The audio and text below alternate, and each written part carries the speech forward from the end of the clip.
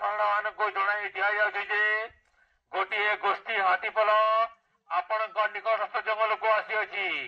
ଏଣୁ କୌଣସି କାମ ନଥିଲେ ରାତ୍ର ସମୟରେ ଘରୁ ପଦାକୁ ବାହାରନ୍ତୁ ନାହିଁ।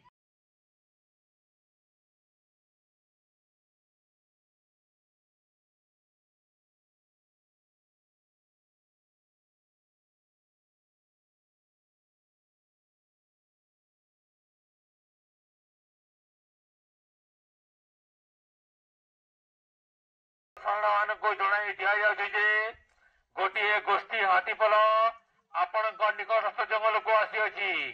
ଏଣୁ କୌଣସି କାମ ନଥିଲେ